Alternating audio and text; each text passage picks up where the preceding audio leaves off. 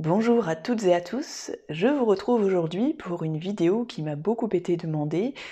Il s'agit du troisième volet des locutions latines expliquées. Donc nous allons voir aujourd'hui celle qui commence par les lettres E, F ou G. Et on commence donc avec la première locution qui est erratum. Alors un erratum, c'est une erreur, une faute survenue dans l'impression d'un ouvrage, mais aussi d'une revue, voire même d'une vidéo. Le but d'un erratum est de corriger la dite erreur. Par exemple, il a signalé un erratum à l'éditeur. La deuxième locution, c'est la fameuse locution et cetera. Alors elle est empruntée au latin et cetera desunt, qui signifie et le reste est omis. Et donc ça vient de ceterus, qui veut dire autre, de reste. Elle est fréquente dans le latin médiéval juridique, puis elle est devenue d'usage courant en français. Elle s'écrit aussi et caetera, mais vous constaterez qu'en réalité, d'un point de vue étymologique, c'est une erreur. Il faut donc privilégier, si possible, la graphie et cetera sans A. Alors bien sûr, vous connaissez l'abréviation en ETC point, ne pas oublier le point d'ailleurs. Cette locution, donc, elle signifie « et toutes les autres choses » et ainsi de suite. Et donc elle peut parfois remplacer les points de suspension. On l'emploie quand on charge le lecteur de compléter lui-même une énumération ou une phrase inachevée. Et puis bien sûr, ça peut s'utiliser à l'oral également. Par exemple, vous connaissez le proverbe « il ne faut pas vendre la peau de l'ours », etc. La troisième locution, c'est le mot ex aequo, qui signifie à égalité ou encore avec le même rang dans un classement.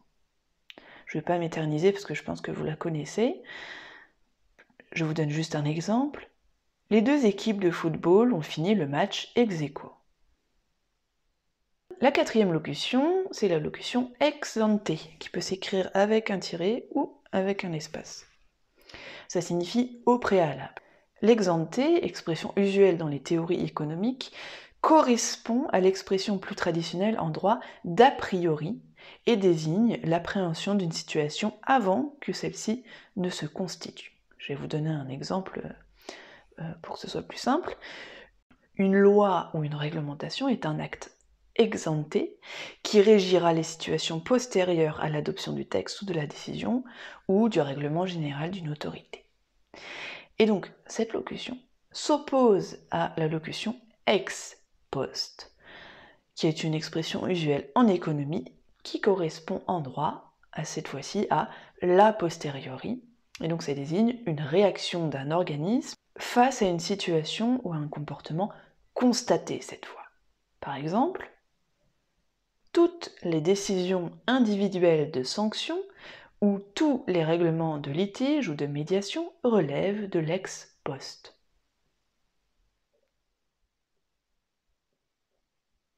La sixième locution latine, c'est le mot exit.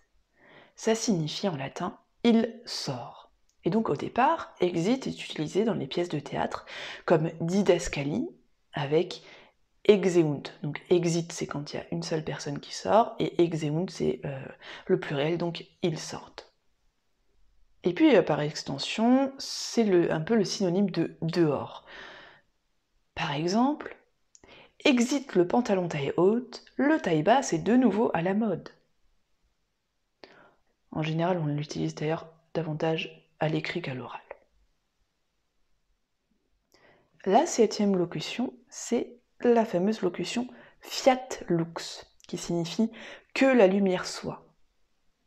Alors, selon la Genèse, fiat lux serait la première parole prononcée par Dieu. Et puis par extension, cette expression désigne une trouvaille, une découverte. Par exemple, un fiat lux s'est opéré en moi lorsque j'ai compris que les fourmis s'étirent le matin en se réveillant. Et enfin, on termine avec l'expression grosso modo, qui signifie de manière grossière approximativement. Par exemple, j'ai adopté une alimentation végétalienne. Grosso modo, j'ai arrêté de consommer tout ce qui est issu des animaux ou qui nécessite leur exploitation. Voilà, c'est tout pour aujourd'hui. J'espère que cette vidéo vous a plu. Si vous voulez visionner les autres vidéos de cette série, je vous invite à cliquer sur la playlist qui s'affiche tout de suite à l'écran. Et puis, bien sûr, pour ne rien rater des prochaines vidéos, pensez à vous abonner à la chaîne. Si vous voulez me suivre au quotidien, vous pouvez me rejoindre sur Instagram ou sur Facebook. Vous trouverez tous les liens en description sous la vidéo. Sur ce, je vous laisse, prenez grand soin de vous et à la prochaine, salut!